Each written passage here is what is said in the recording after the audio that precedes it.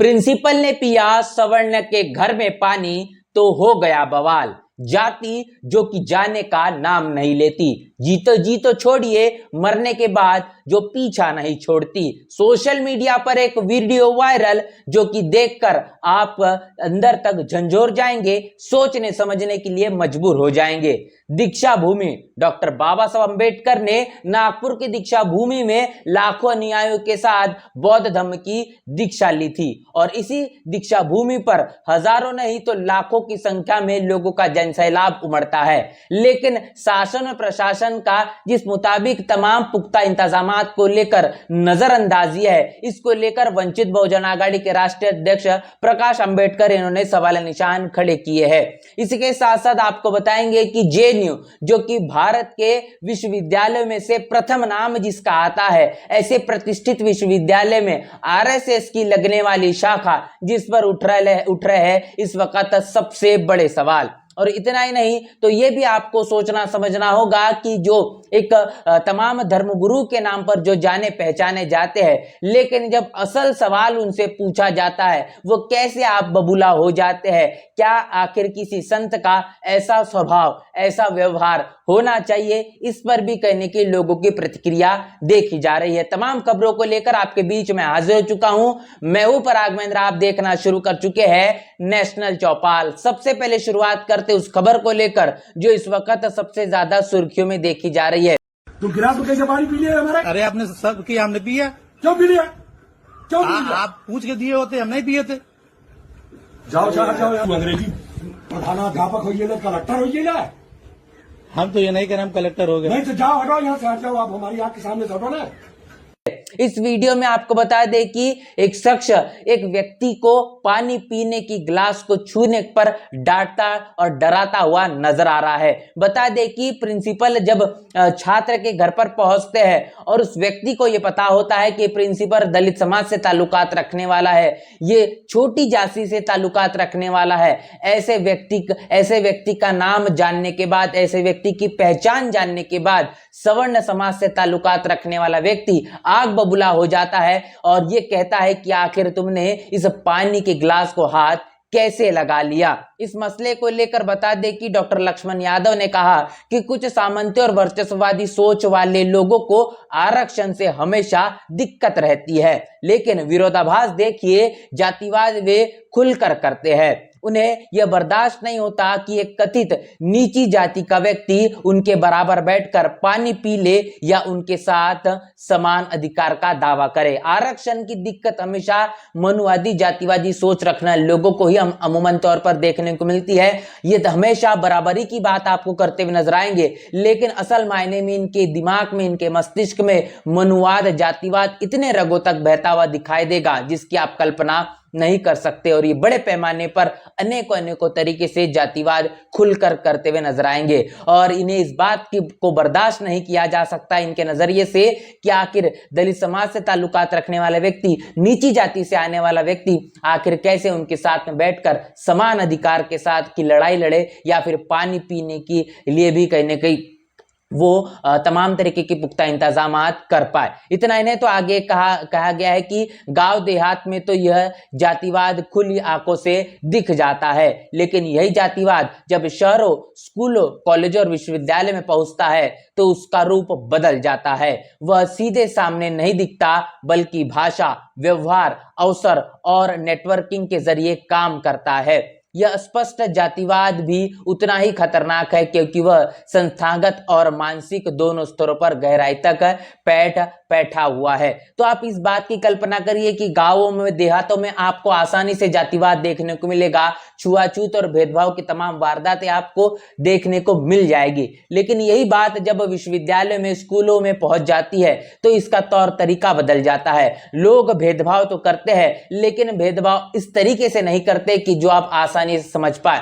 अगर बात करेंगे विश्वविद्यालयों की तो प्रैक्टिकल के नाम पर, वाइवा के नाम पर आपको 20 में से 1 या 2 नंबर दिया जाता है, आपको फेल कर दिया जाता है। आप कोशिश ये की जाती है कि कैसे आप अपनी परीक्षा को पास न कर पाए और विश्वविद्यालय को छोड़ने के लिए मजबूर हो पाए। जब आपकी सीट नॉट फाउंड सुटेबल हो जाएगी, खाली हो जाएगी, उन तमाम सीटों पर सवर्ण समाज से ताल्लुकात रखना लोगों को आसानी से जगह दे दी जाएगी और ये बड़ी साजिश और षड्यंत्र का एक हिस्सा है और यही इस देश के अंदर तमाम विश्वविद्यालय में शुरू है।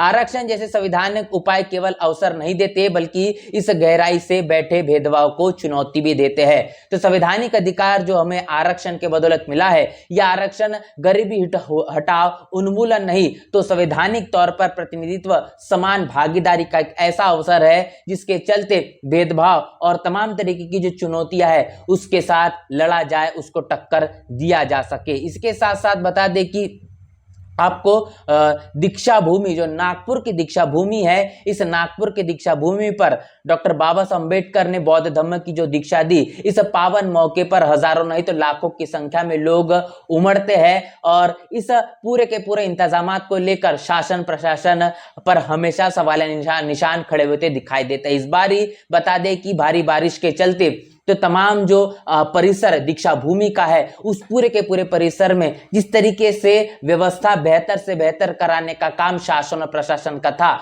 महाराष्ट्र में चलने वाली देवेंद्र फडणवीस की भारतीय जनता पार्टी की सरकार के जरिए दीक्षा भूमि के पूरे परिसर को जिस मुताबिक बेहतर करने की कोशिश होनी चाहिए थी वो बिल्कुल भी नहीं नजर आ रही, जिसको लेकर अब बौद्ध अनुयायियों में आक्रोश का वातावरण नजर आ रहा है। इस पूरे मामले को लेकर बता दें कि वंचित बहुजन आघाड़ी के राष्ट्रीय अध्यक्ष प्रकाश अंबेडकर इन्होंने अपनी प्रतिक्रिया साझा की है। उन्होंने कहा है कि हमने डॉक्टर बाबा साहब अंबेडकर की इस पावन भूमि दीक्षा भूमि पर जो पुख्ता इंतजामात नहीं हो पाए हैं उसके लिए आज भीमराव अंबेडकर और मैंने, मतलब उनके भाई, मैंने जिला कलेक्टर नागपुर को एक पत्र लिखा है और प्रकाश अंबेडकर कहते हैं कि धम्म चक्र प्रवर्तन दिन ये तमाम अनुयायी जो दीक्षा भूमि में तत्काल और बड़े ही महत्वपूर्ण मुद्दों को लेकर अभी लड़ाई लड़ते हुए नजर आ रहा है, इस लड़ाई को लेकर भी मैंने भी अपनी जो जिम्मेदारी है वो निभाई है। हर साल की तरह इस अवसर पर पूरे भारत और पूरे दुनिया भर से लाखों लोग, लाखों अनुयायी अपना इस सम्मान का भुगतान करने के लिए आते हैं जो डॉक्टर बाबा साहब अंबेडकर ने बौद्ध धर्म उनको दिया है और इस मनुवादी जातिवादी जंजाल से उन्हें बाहर निकाला है। उनकी तमाम शिक्षाओं को प्रतिबद्धता के तौर पर पुष्टि करने के लिए और उनका आदर सम्मान नमन वंदन करने के लिए दीक्षा भूमि में जो इकट्ठा हुआ जाता है, इस बात का भी अनुमान है कि इसी साल भी उसी तरीके का एक बड़ा जन सैलाब उमड़ेगा, इस बात की भी उम्मीद है। हालांकि नागपुर में भारी वर्षा के चलते जिस तरीके से दीक्षा भूमि का जो परिसर है गंभीर स्थिति में अभी कहने के नजर आ रहा है, जिसके कारण लोगों को अब अनेकों चुनौतियों का सामना करना पड़ेगा।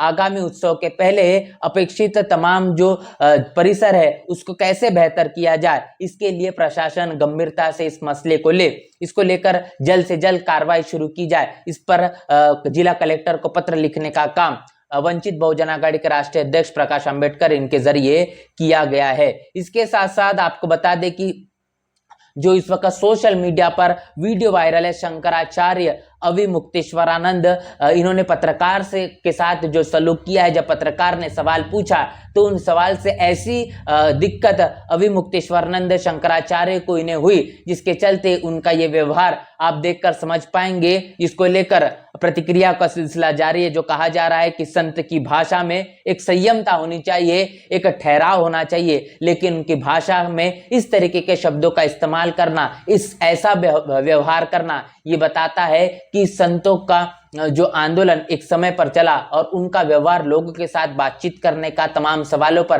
तर्क के आधार पर जवाब देने का जिस मुताबिक था, वो तमाम के तमाम संतों को आप खोजेंगे तो निश्चित रूप से वो बहुजन समाज से ताल्लुकात रखने वाले संत आपको नजर आएंगे। इस वक्त संतों के नाम पर शंकराचार्य बनने वाले तमाम लोग जो इस वक्त नजर आते हैं, उनके व्यवहार में, उनकी भाषा में, उनके बोलने के तौर तरीके में निश्चित रूप से एक भेदभाव ही नजर आता है जो संवैधानिक तौर पर बिल्कुल भी उचित नहीं माना जा सकता। ये पत्रकार नहीं है, तुम ही एक पत्रकार हो, तुम ही सवाल पूछने आए हो। बिल्कुल चलो पीछे, इधर जाओ, इधर जाओ, इधर जाओ, आप लाए हैं, इधर जाओ, इधर जाओ, इधर जाओ, इधर जाओ, इधर जाओ,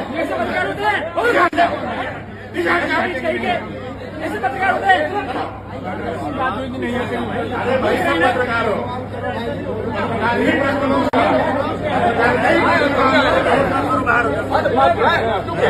कौन बुलाया था मालूम? उसको ढूंढो, कौन बुलाया था? बुलाया कौन? इस मसले पर यह कहा जा रहा है कि जैसे पत्रकार ने सवाल पूछा और पत्रकार के सवाल के बाद शंकराचार्य अविमुक्तेश्वरानंद जिस मुताबिक भड़के ये कहने के बताता है कि संतों की बोली भाषा इस तरीके से बिल्कुल भी नहीं होती। इसके साथ साथ बता दें कि इस देश के तमाम प्रतिष्ठित विश्वविद्यालयों में जो शुमार नाम है जिसे जवाहरलाल नेहरू विश्वविद्यालय कहा जाता है, जहां पर आरएसएस की ऐसी एक शाखा लगी जिन तमाम तस्वीरों ने इस देश के संविधान प्रेमी और बहुजन विचारधारा से ताल्लुकात रखने वाले लोगों के मन मस्तिष्क में एक नया सवाल खड़ा कर दिया है। जहां पर एक विश्वविद्यालय के तौर पर अगर देखा जाए तो तर्क के आधार पर, और जब बात जेएनयू की आती है तब जेएनयू में स्वतंत्रता की बात होती है, आजादी के नारे लगते हैं, यहाँ तक कि समता, स्वतंत्रता, बंधुता और न्याय पर अनेकों देश के और दुनिया के मुद्दों पर चर्चाएं होती है। लेकिन जब आरएसएस से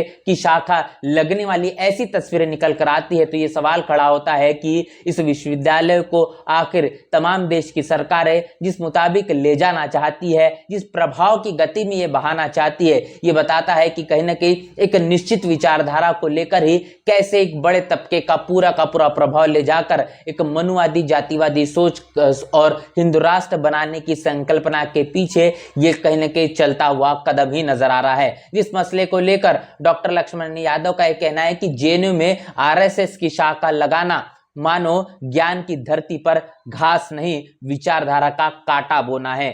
जेएनयू एक ऐसी ज्ञान की धरती को जाना जाता है जहां से लोग निकलकर अपने अपने क्षेत्रों में ऐसे बेहतरीन काम कर दिखाते हैं जिनका नाम देश और दुनिया में मशहूर हो जाता है, जिसमें आज बड़े से बड़े अगर लीडर्स आप देखते हैं, तमाम नेता वो ही जेएनयू और तमाम इस देश के केंद्रीय विश्वविद्यालयों से निकल कर आते हैं। लेकिन आरएसएस की शाखा अगर जेएनयू और तमाम विश्वविद्यालय में इस मुताबिक अगर बार बार होते हुए दिखाई देगी, लगते हुए दिखाई पड़ेगी, तो आखिरी विश्वविद्यालय से ज्ञान की बात होगी या फिर तमाम तर्कों को निस्नाबूद कर कर अनेक प्रकार के नए तर्कों को जड़ा जाएगा, इतिहास को झुटलाया जाएगा और तर्कों को गलत साबित करने का क्या प्रचार प्रसार होगा, ये इस वक्त का सबसे बड़ा सवाल बना हुआ है। जिसको लेकर डॉक्टर लक्ष्मण यादव कहते हैं कि ये ज्ञान की धरती है जहां पर ज्ञान की बात होनी चाहिए, तर्क की बात होनी चाहिए, समता, स्वतंत्रता, बंधुता और न्याय की बात होनी चाहिए। वहां उन तमाम तरीके की चीजें न होते हुए आरएसएस की शाखा यहां लगते हुए नजर आती है। ज्ञान की धरती पर घास नहीं तो विचारधारा का कांटा बोने का एक बड़ा षड्यंत्र रचा जा रहा है। तमाम इन खबरों को लेकर आपकी क्या राय है, आपकी क्या प्रतिक्रिया है, हमें प्रतिक्रिया आपने लिखकर कमेंट बॉक्स में जरूर बताएं। बने रहे नेशनल चौपाल के साथ, मिलते नए वीडियो में, तब तक के लिए जय भीम, जय भारत। बहुजन समाज की हर खबर पाने के लिए चैनल को सब्सक्राइब करें, लाइक करें, शेयर करें। नेशनल चौपाल को बचाने के लिए ज्वाइन बटन क्लिक करके चैनल की सदस्यता लें और चैनल को आर्थिक मदद करें।